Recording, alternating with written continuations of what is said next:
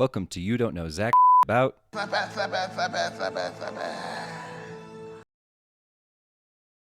Today we're going to be talking about one of my favorite current filmmakers, Jordan Peele. If you're unfamiliar with Jordan Peele, how? But if you are unfamiliar with Jordan Peele got his start in sketch comedy back on Mad TV in the early 2000s. It was there he met Keegan-Michael Key. The two of them would strike up a lifelong friendship, which would culminate into Key and Peele, a sketch comedy style show in the vein of a Chappelle show. Now, to get into Peele a little bit, when Peele came out onto the scene with his directorial debut, Get Out, it was a moment of instant success in terms of a horror director coming onto the scene, and the reason why is because he had taken 15 years and quite a few drafts of the script to get everything absolutely perfect. And I do think Get Out is a narratively perfect film. Unfortunately, following that was his second movie, Us, which we will get into, and also his adaptation of The Twilight Zone. Now, Jordan Peele has co-written some stuff, a children's movie, and a couple other things that we're not going to talk about. I really only want to talk about his directing, but I just want to put out there that I don't think his adaptation of The Twilight Zone is very good.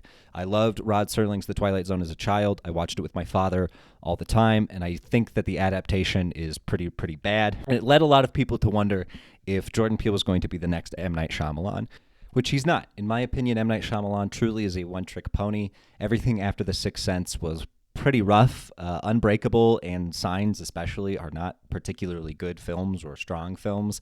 I will also fight anybody who defends Signs to the death.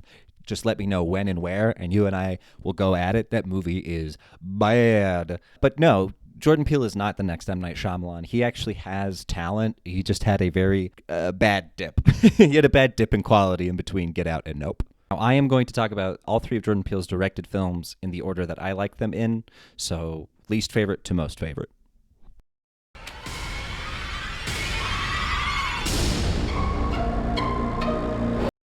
Let's talk about Us. No, not you and I. The 2019 horror movie starring Lupita Nyong'o, Winston Duke, Elizabeth Moss, and Tim Heidecker of Tim and Eric. Us is a perfectly competent horror film with strong, haunting visuals, select terrifying sequences, a well-composed score from Michael Abels, who's composed all three of Peele's films so far, and a particularly effective performance from Lupita Nyong'o. Us suffers, oddly enough, is in its themes and writing. While Get Out is a simplistic movie with a core central theme of left-wing racism, Us is a movie that flounders and drowns in too many ideas. Haves versus have-nots, imposter syndrome, and also its own commentary on racism. The themes battle for dominance over one another constantly, but what really brings them down is Peele's lackluster script. If I could pinpoint one clear reason as to why Us's script suffers where Nope and Get Out do not, it's the need to over-explain its premise. In Get Out, we're not given an in-depth explanation as to how the science of the hypnosis or the mind procedure work. That's just the world that these characters inhabit. In Nope, we're never shown the alien's homeworld or given an analysis of its entire biology. It's just this creature and the way that it operates. The best example outside of Jordan Peele's work that I can think of is Groundhog's Day, which may come as a surprise to you, but did it ever occur to you that the movie never explains why Bill Murray's character is trapped in the same day over and over? Well, there originally was a scene showing his jaded ex-girlfriend cursing him with voodoo magic, but that's not necessary, because the only explanation we need is that Bill Murray is a bad person, rude, selfish, arrogant, and this is the universe's way of punishing him. His character fits the themes of the movie in such a beautiful, cohesive way that we never need an explanation. By shoving in the U.S. government cloning program, the Hands Across America, and even the original version of Lupita explaining the events of the movie to clone Lupita, it kills any momentum or narrative themes the movie has going for it.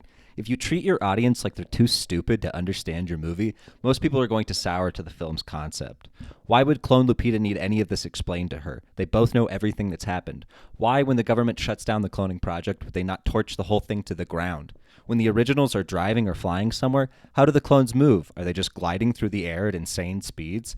It's physically impossible to subsist on a diet of rabbits, and while that may have narrative and thematic implications, it only contributes to the other cracks in this movie's structure. Us is a competent horror film, which could have been an amazing horror film, had Peele taken the same amount of time and care as he did with Get Out.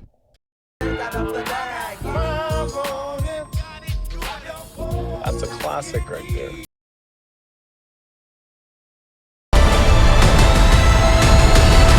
You'll be getting a call from my supervisor asking how my service was. 5 stars, Angel, 5 stars. After watching Nope, I was baffled to discover how divisive this film is amongst horror fans. While Nope is never outright scary, its sound and creature design are hauntingly beautiful.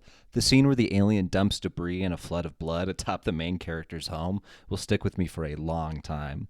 Now, as to the movie's themes and structures, I think it's important to note that Peele describes this film as encounters of the third kind until it turns into Jaws.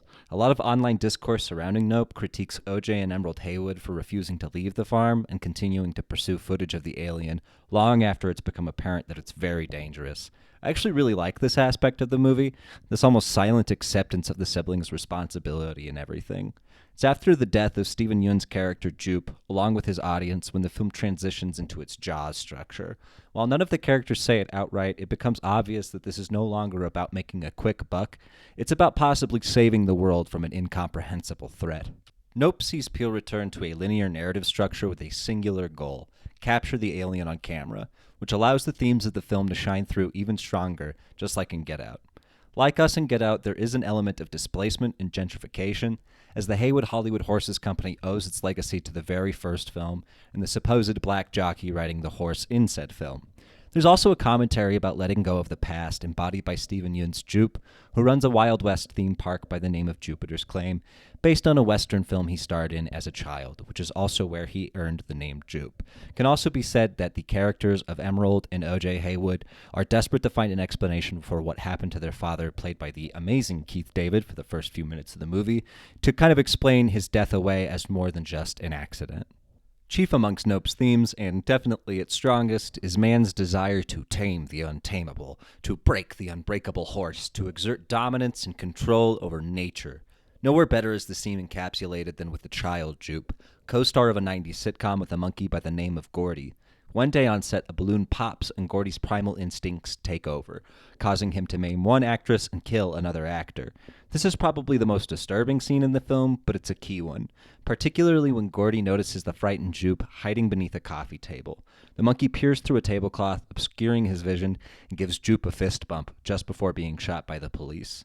This moment defines Jupe's entire life, leading him to believe that he's special, that he and Gordy had a connection unlike any ordinary man and predator. What he fails to consider is the tablecloth that breaks the eye contact between him and the monkey, which would have made Gordy feel unthreatened by the child, a concept which Daniel Kaluuya's OJ understands. This misunderstanding of predators and their nature leads Jupe to believe he can use the alien as an attraction in his park, until it backfires and the alien swallows him and his audience whole. In the end of the film, to circle back to the untamable, OJ's mistake is believing he can tame the alien, to understand it like he would one of his horses. But this stallion isn't going to be broken, and it's his sister M, played by the wonderful Keke Palmer, who understands that putting this threat down is their only answer.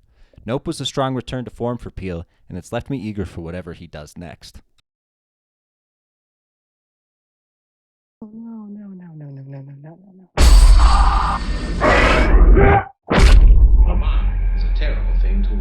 Now, I don't think I need to sing Get Out's praises any more than the film community already has. It's a narratively perfect film which opens up like a flower to the sun on subsequent rewatches. It's visually breathtaking, the performances from our cast are outstanding, and the horror sequences are tense and nerve-wracking. It's really the film's theme of left-wing racism and the fetishization of black people and the black experience in America that make Get Out such a wildly successful movie. The film centers around Daniel Kaluuya's Chris Washington and Allison Williams' Rose Armitage traveling to Rose's family home for a weekend getaway. Over the course of the film, we're given little clues and hints as to the sinister nature underlying this getaway.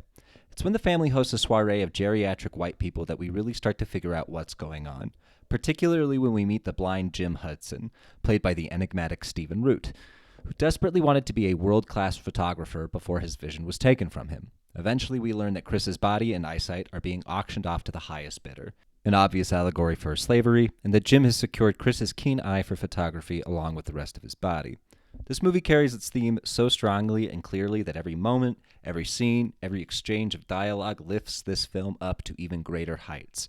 It is a perfect movie, and it's clear as to why Jordan Peele rocketed to the top of most people's favorite horror directors after its debut. Just for some final thoughts on Jordan Peele, I don't have a ton. I'm really just looking forward to whatever he does next. I'm pretty disappointed I didn't get to see Get Out or Nope in theaters. I'm also pretty upset that the only one of his movies I saw in theaters was Us. Just on terms of like the visuals, the score, in all three of these movies, they are breathtaking visually. There are some pretty fantastic shots. Even in Us, there's the standout shot of when Lupita's character is explaining to herself all of the events that have happened in the classroom underneath the city. It's a pretty beautiful shot. And again, the acting across all three of these movies is really good. Peele is fantastic at getting some really good performances out of his cast. Other than that, Jordan Peele is a wonderful filmmaker, and I think the man is a genius. Sometimes. Thanks again for watching. I've been Zach, you've been you, and this is You Don't Know Zach about Jordan Peele. Leave a like if you liked, subscribe if you want to see more content from me, and share with your fellow film buffs. See ya, Space Cowboy. Creep on in, on in, on in.